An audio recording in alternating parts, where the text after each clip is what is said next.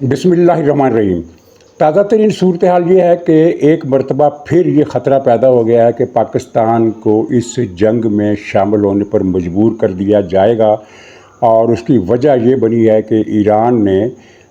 इस ऐलान के बावजूद कि वो अरब मुल्कों पर हमला नहीं करेगा, सऊदी अरब समेत 3-4 मुल्कों पर फिर हमले किए हैं। और सऊदी अरब पर जो हमला किया गया है वो उसके सिफारती इनकलेव में किया गया है, जो नाकाम बना दिया गया, तमाम ड्रोन गिरा दिए गए। लेकिन सऊदी अरब ने ये ऐलान किया है और ईरान को पैगाम ज़बानी भी दिया है और सिफारती वसीले के साथ भी दिया है कि अब अगर हमला हुआ तो हम जवाबी कार्रवाई करेंगे। और अगर सऊदी अरब ने जवाबी कार्रवाई की तो फिर पाकिस्तान को मुआहदे के तहत इसमें मुलव्वस होना पड़ेगा। यानी एक ख़तरे की घड़ी ऐसे वक्त में पाकिस्तान के नज़दीक आ रही है जब अफ़गानिस्तान में तहरीक शयातीन की तरफ से पाकिस्तान पर हमले बदस्तूर जारी हैं। अगरचे पाकिस्तान ने उनको खासा कमर तोड़ जवाब दिया है, लेकिन वो फितना इतनी जल्दी ख़त्म होने वाला नहीं है। दूसरी तरफ तेहरान एक बदकिस्मत शहर बन गया है और वहाँ की अक्सर आबादियाँ भूतों के महल्ले का मंजर पेश कर रही हैं। लोग वहाँ से छोड़ कर जा रहे हैं और जो बेचारे छोड़कर नहीं जा सकते उनके लिए ज़िंदगी ख़तरनाक हो गई है। इसराइल ने अपने नुकसानात की फहरिस्त जारी की है और ये बताया है कि 2000 के लगभग इसराइली शहरी ईरान के हमलों में ज़ख्मी हुए हैं। लेकिन इसराइल ने अपने हिलाक शुदगान की फहरिस्त जारी नहीं की, सिवाय उन 10 अफराद के जो पहले 2 रोज़ में मारे गए थे। लेकिन एक कॉमन सेंस की बात है कि अगर किसी जगह 2000 आदमी ज़ख्मी होते हैं तो इसका मतलब ये है कि हिलाक होने वाले भी दर्जनों में होंगे, जिनकी खबर छुपाई जा रही है। और छुपाए जाने का एक दावा या इंकशाफ इंडिया के सहाफ़ी ने भी किया था 2 दिन पहले कि इसराइल में किसी मरने वाले की या किसी ज़ख्मी की या किसी इमारत के तबाह होने की तस्वीर या फ़िल्म बनाने पर पाबंदी है। अगर कोई तस्वीर बनाएगा या फ़िल्म बनाएगा तभी वो अपलोड कर सकेगा और वो इंटरनेट पर आएगी, लेकिन किसी को बनाने की इजाज़त नहीं। बड़ी कड़ी निगरानी है और इसराइल के नुकसानात तो हो रहे हैं। अमेरिका ने जो तबाही मचाई है ईरान में, अब वो इसमें इजाफे का इरादा रखता है और रिजीम चेंज का जो दावा सदर ट्रंप ने किया था, अब वो उस पर बात नहीं कर रहे। अब वो कह रहे हैं कि हमने ईरान को डिमॉलिश करना है। डिमॉलिश से मुराद ये है कि तबाह करना है, और तबाह करने की तशरीह 2 तरीके से है। एक तो ये है कि बम्बारियाँ कर के इसका सारा इंफ्रास्ट्रक्चर तबाह कर दो, और दूसरा ये है कि ईरान के हिस्से बखरे कर दो। इसकी तरफ तुर्की ने भी इशारा दिया है। तुर्की ने कहा है कि ईरान को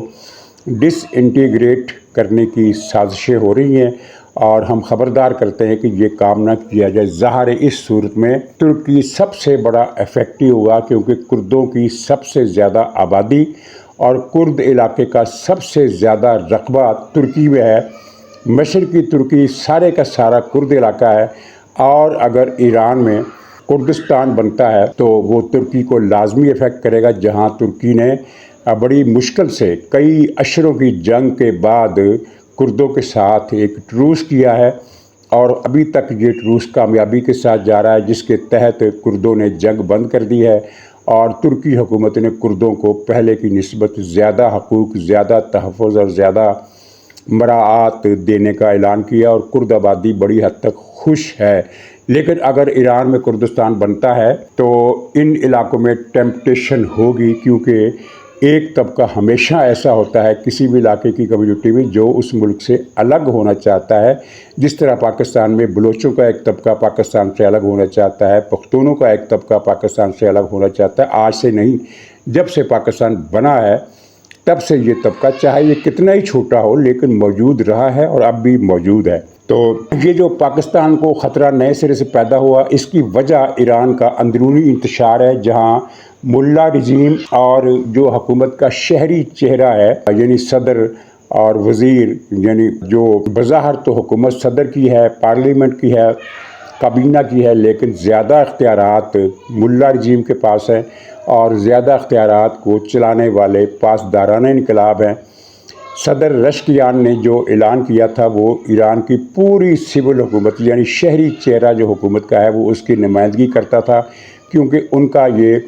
استدلال ہے، ان کا آرگومنٹ ہے ملاؤں کے سامنے کہ اس جنگ میں ایران تباہ ہو جائے گا، بڑی حد تک تو تباہ ہو چکا ہے، اور تباہی کی تفصیل بہت ہی خوفناک بھی ہے اور دردناک بھی۔ اس لیے اب ہمیں اپنی پالیسی پر، اپنی حکمت عملی پر نظر ثانی کرنی چاہیے۔ چنانچہ انہوں نے ایک تو یہ بیان دیا جس میں دو باتیں کی، ایک تو یہ کہا کہ ہم معذرت کرتے ہیں ان ملکوں سے جن پر ہم نے حملے کیے، یعنی مسلمان ملکوں پر، پڑوسی ملکوں پر، سعودی عرب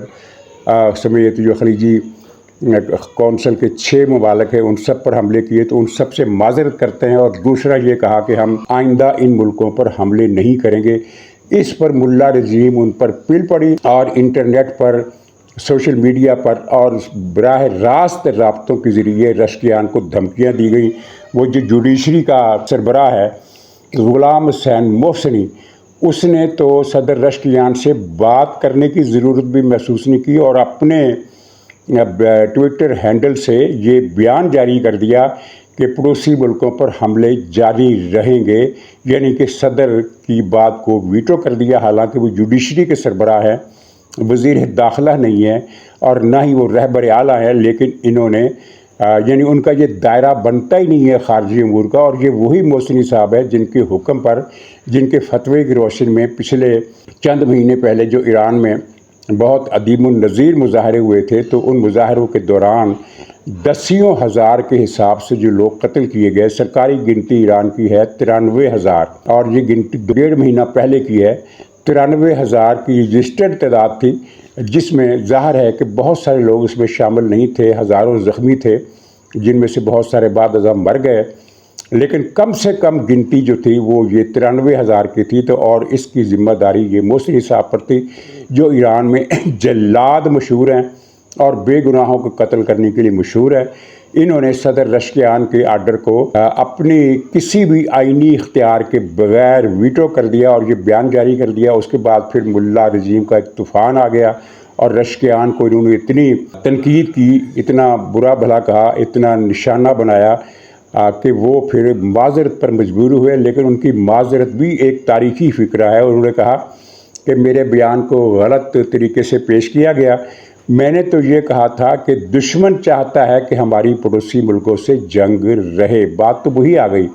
کہ پڑوسی ملکوں سے جنگ نہیں ہونی چاہیے، یعنی معذرت میں بھی انہوں نے اپنی بات دوبارہ کر دی، لیکن وہاں ان کی نہیں چل رہی، زیادہ چل رہی ہے ملا رجیم کی۔ اور ملا رجیم نے پھر کل 6 کے 6 ملکوں پر دوبارہ حملے کیے، اگرچہ وہ زیادہ مؤثر نہیں تھے۔ اور زیادہ مؤثر نہ ہونے کی وجہ میں نے کل بھی اپنے پروگرام میں ذکر کیا تھا، لیکن وہ پھر میں مثال دینا بھول گیا۔ تو وہ مثال یہ ہے کہ کل رات یعنی پرسوں کی رات، یعنی جو کل صبح گزری ہے پرسوں کی رات، اس میں یہ ہوا کہ ایران نے امارات پر 119 ڈرون پھینکے، 119 ڈرون، جن میں سے 117 گرا لیے گئے اور 2 جو تھے وہ نشانے پر لگنے سے پہلے ہی خود ہی گر کر تباہ ہو گئے۔ اب یہ ایک نئی بات ہے، اس لیے کہ اس سے پہلے ایران اگر 100 میزائل داغتا تھا یا 100 ڈرون بھیجتا تھا تو ان میں سے 30% نشانے پر لگتے تھے، ہٹ کرتے تھے۔ تو کل ہفتے کی رات اس میں 119 میزائل،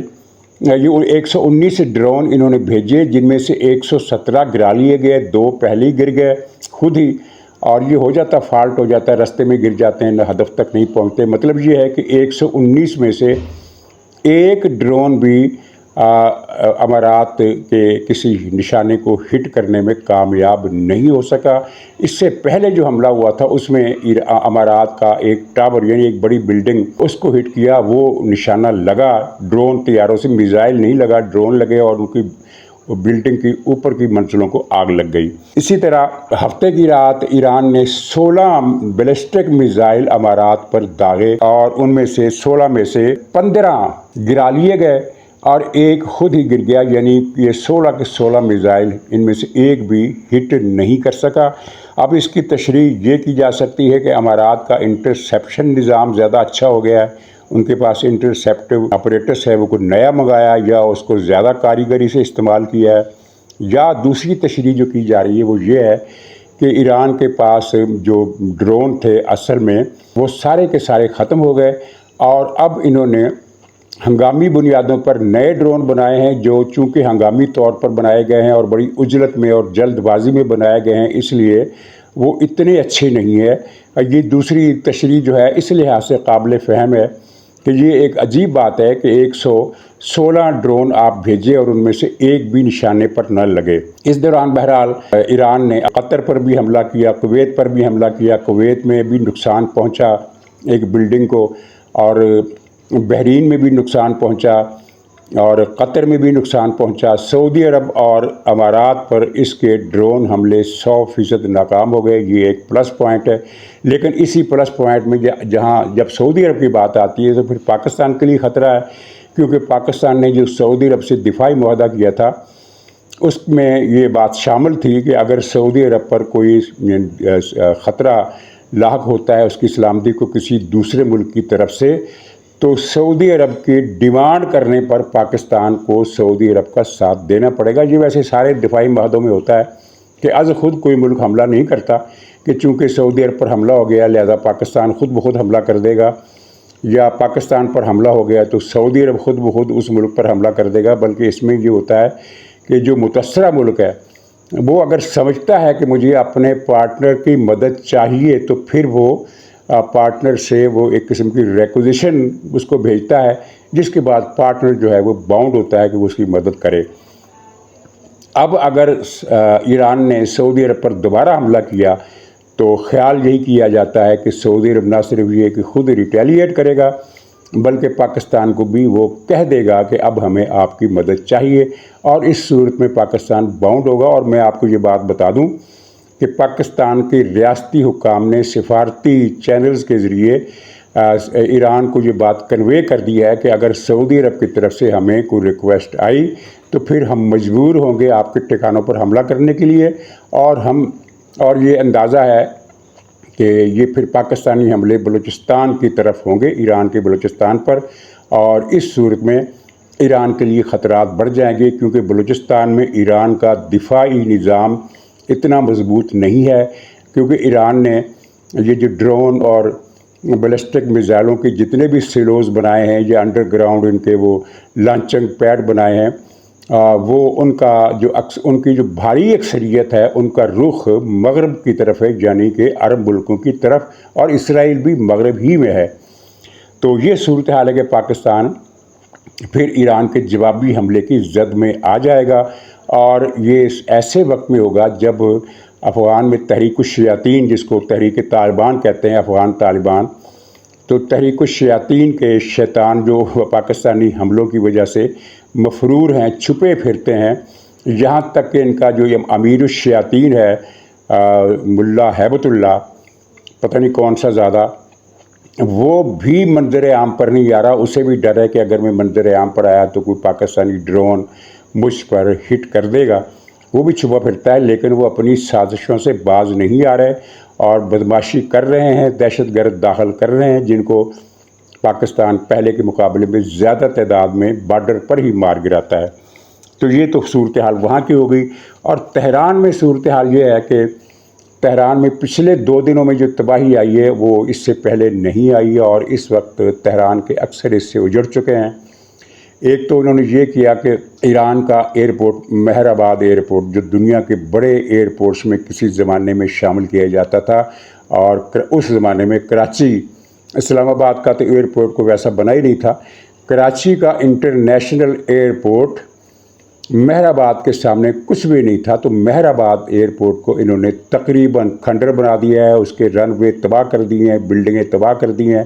اور سب سے اہم بات یہ ہوئی ہے کہ وہاں ان کے 17 ٹرانسپورٹ طیارے، ان میں سے 1-2 تو فوج کے تھے، باقی تہران کی قومی ایئر لائن کی، یعنی ایئر لائنر تھے، وہ مسافروں کو ڈراپ کرنے کے لیے، مسافروں کی جو سروس ہوتی ہے وہ،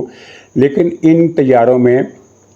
طیاروں کو استعمال کیا جا رہا تھا حوثیوں اور حزب اللہ کو ہتھیار پہنچانے کے لیے یا نقد رقم اور دوسرا ساز و سامان پہنچانے کے لیے۔ وہ 17 کے 17 طیارے تباہ کر دیے ہیں، جس کا ایک ذیلی نتیجہ یہ نکلے گا کہ اب حوثی خطرے میں آ گئے ہیں، کیونکہ حوثی دور واقع ہیں ایران سے اور ان کے اپنے وسائل نہیں ہیں، بہت غریب ملک ہے، شمالی یمن کا علاقہ بہت ہی غریب ہے،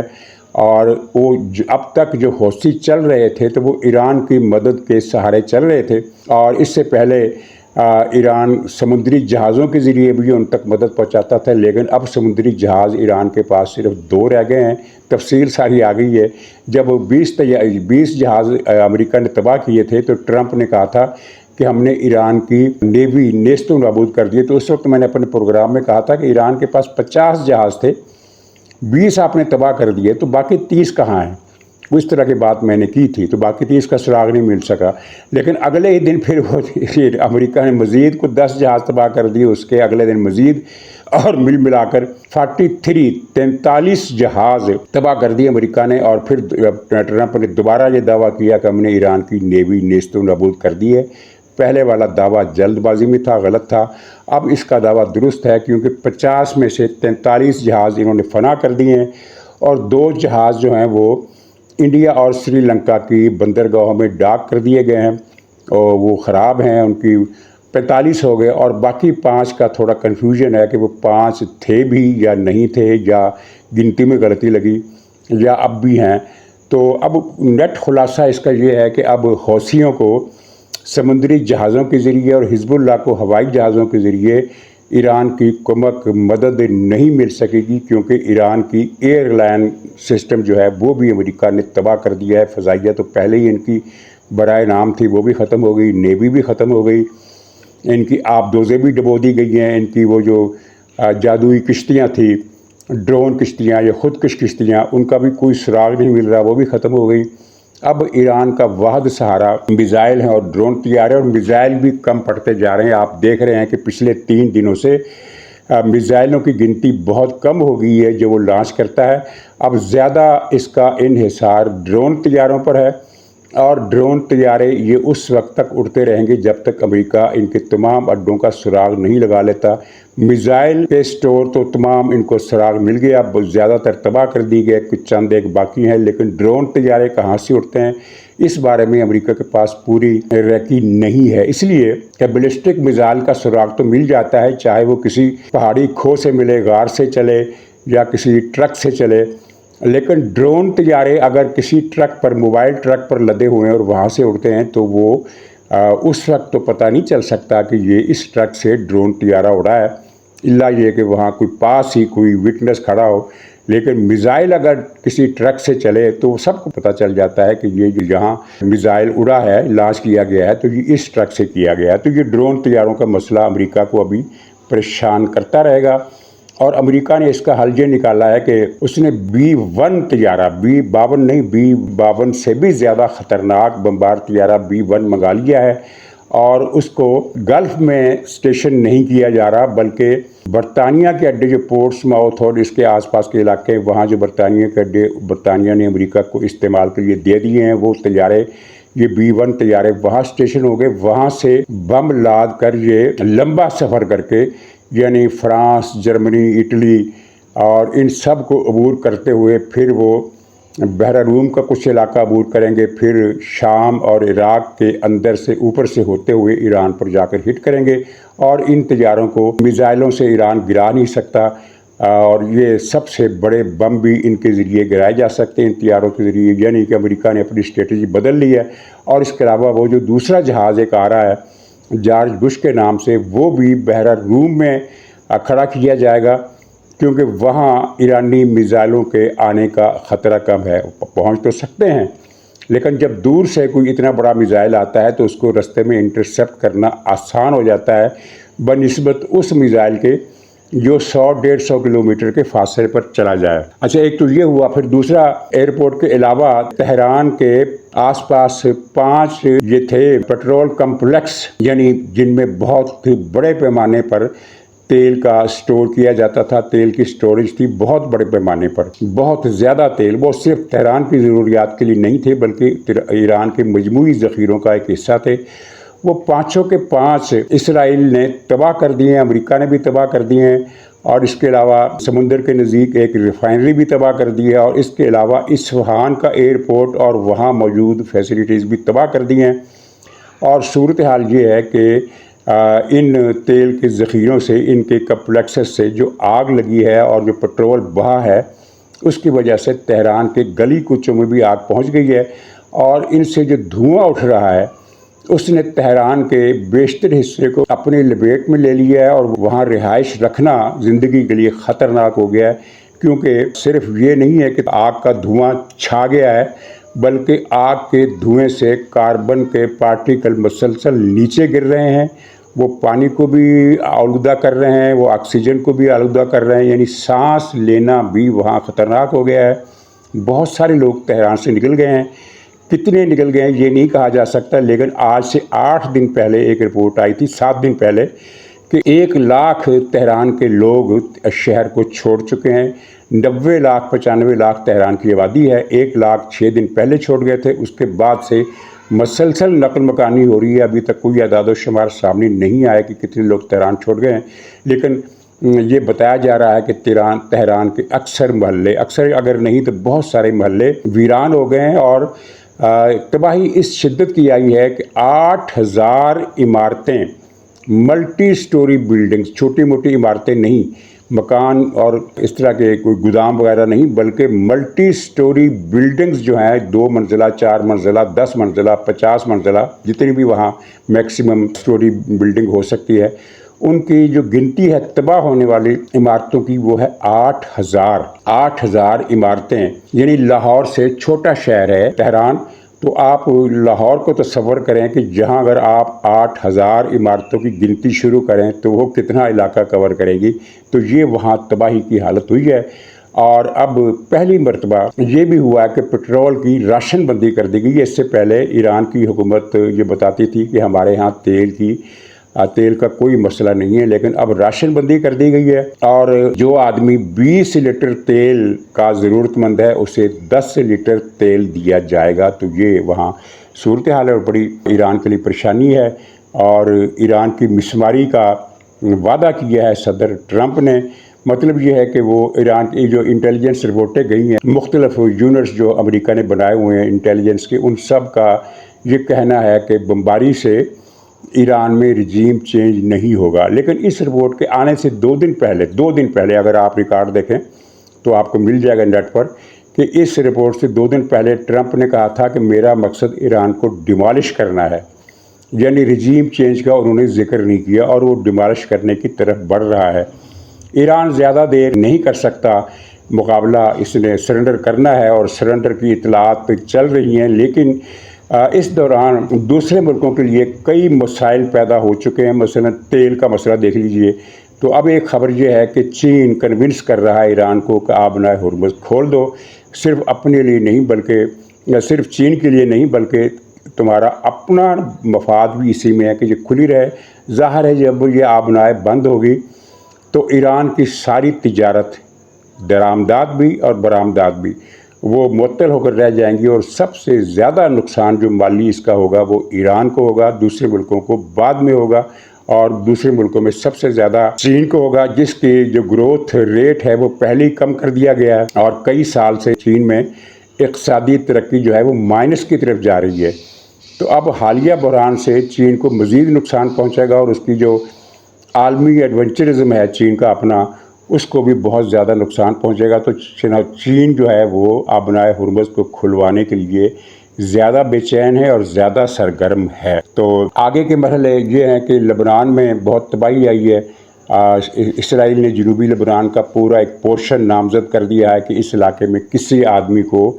اب نظر نہیں آنا چاہیے۔ جتنی بھی آبادی جہاں ہے وہ بنتی ہے، میرے خیال میں کہ 10 لاکھ کے قریب آبادی بنتی ہے اس پٹی کی، جن کو حکم دیا گیا ہے کہ وہ اپنے گھروں اور دھندوں کو، بزنس کو چھوڑ کر شمال کی طرف چلے جائیں، کیونکہ ہم جہاں کارپٹ بامبنگ کرنے والے ہیں وہاں پہلے ہی 400 سے زیادہ شہری مر چکے ہیں، جن میں سے 100 تو حزب اللہ کے ایک ورکر ہیں، لیکن باقی 300 جو ہیں وہ عام شہری ہیں۔ اگرچہ وہ عام شہری حزب اللہ ہی کی سپورٹ بیس کے ورکر ہیں، لیکن ہیں وہ عام شہری، ان کا جنگ سے تعلق نہیں ہے۔ اور نئی ڈیولپمنٹ یہ ہوئی ہے کہ لبنان کی گورنمنٹ نے حزب اللہ سے کہا ہے کہ وہ فوری طور پر ڈس بینڈ ہو جائے، ورنہ ہم ایکشن کریں گے۔ گویا کہ لبنان میں ایک 2 طرفہ جنگ شروع ہو جائے گی، یعنی حزب اللہ ایک طرف اسرائیل سے لڑ رہی ہوگی اور دوسری طرف وہ لبنانی حکومت سے لڑ رہی ہوگی۔ گویا کہ یہ جو معاملہ ہے، تنازع ہے، اس کے ڈائمنشنز میں مزید اضافہ ہو گیا ہے۔ تو ناظرین اجازت دیجیے، انشاءاللہ اگلے بلاگ میں پھر ملاقات ہوگی، تب تک کے لیے خدا حافظ۔